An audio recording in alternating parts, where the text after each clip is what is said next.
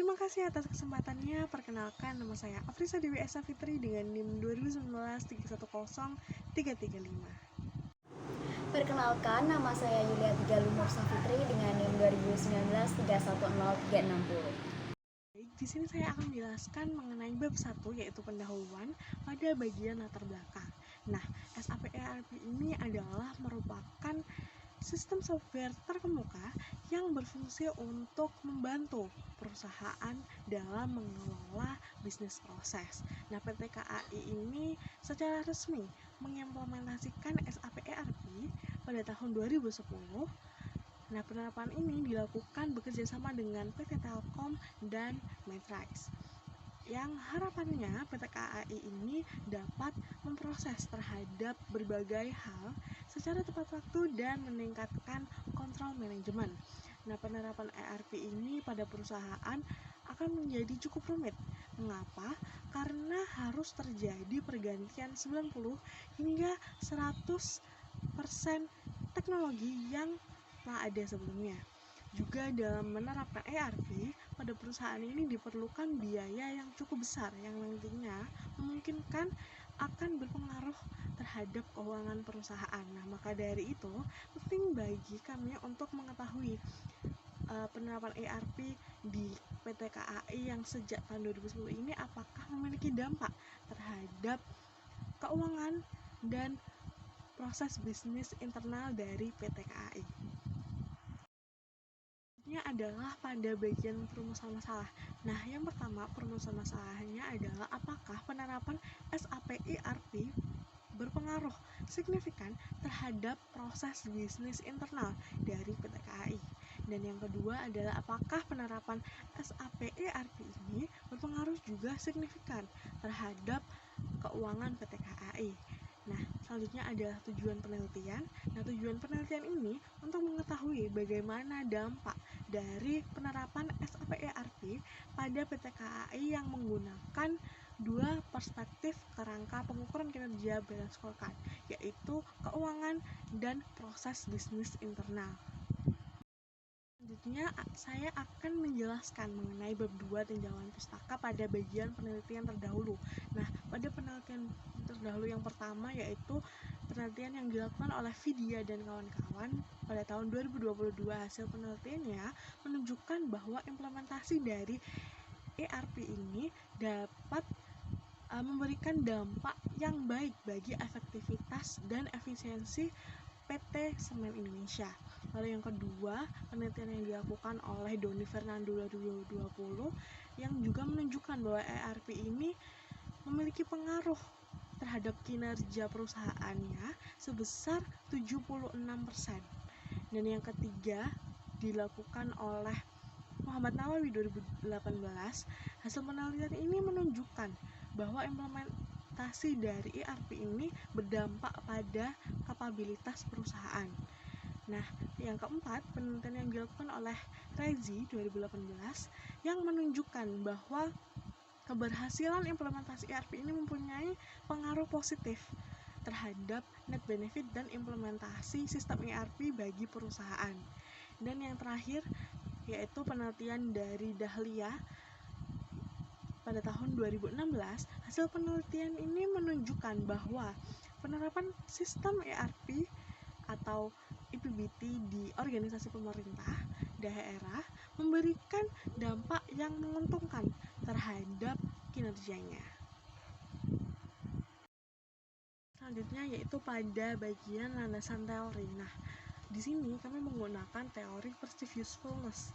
Nah, menurut Anderson dan Ali 2017, perceived usefulness adalah kecenderungan seseorang untuk menggunakan suatu teknologi dan percaya bahwa teknologi itu akan membantu melakukan pekerjaan yang lebih baik. Nah, berdasarkan definisi itu dapat diartikan bahwa kegunaan dari penggunaan teknologi informasi dapat menambah kinerja prestasi kerja siapapun yang menggunakannya.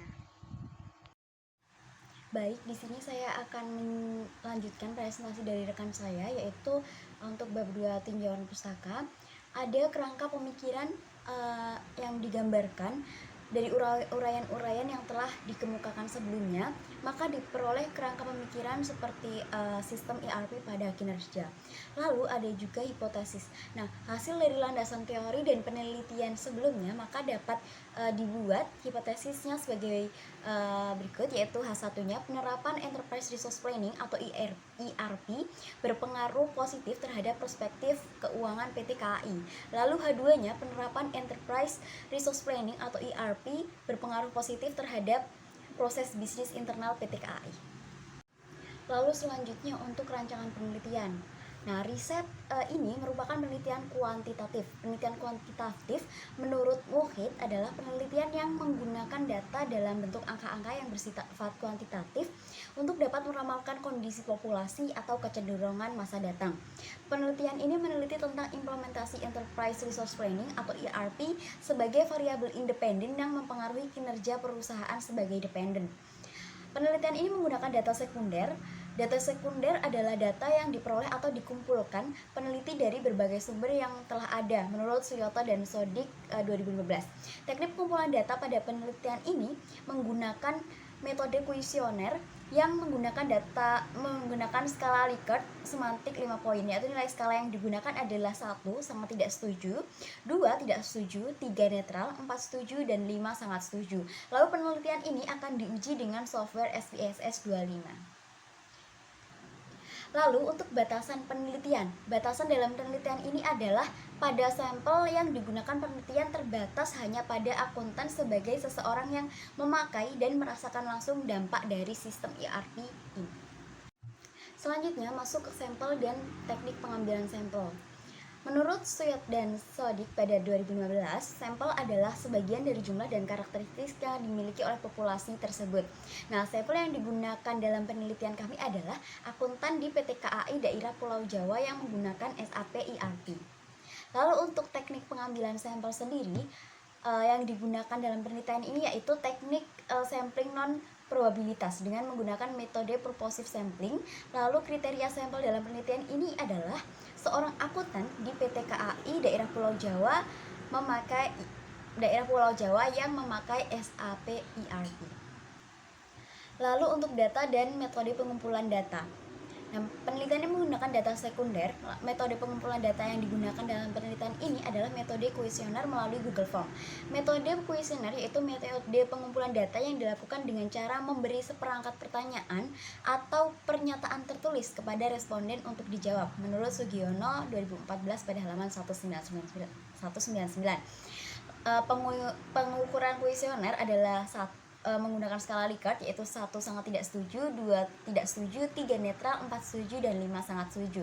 Lalu data akan dianalisis dengan analisis regresi menggunakan software Statistical Program for Social Sciences atau SPSS versi 25. Untuk pertanyaan-pertanyaan yang akan kami sampaikan yaitu yang ada 2 perspektif. Perspektif yang pertama yaitu perspektif keuangan yang diukur berdasarkan pengaruh pada biaya dokumentasi yaitu penggunaan kertas, lalu pengaruh pada biaya administrasi, lalu pengaruh pada biaya pengadaan, dan pengaruh pada biaya teknologi. Lalu untuk perspektif yang kedua yaitu perspektif proses bisnis internal yang diukur berdasarkan yang pertama efisiensi aktivitas operasi bisnis internal, lalu efektivitas penggunaan sumber daya, dan pengukuran terhadap efisiensi biaya proses bisnis. Baik, itu tadi presentasi dari kelompok 4. Saya Yulati Galunur Safitri dan rekan saya Afrisa Dewi Safitri mengucapkan terima kasih untuk rekan-rekan yang sudah menyaksikan presentasi dari kelompok 4. Saya akhiri. Wassalamualaikum warahmatullahi wabarakatuh.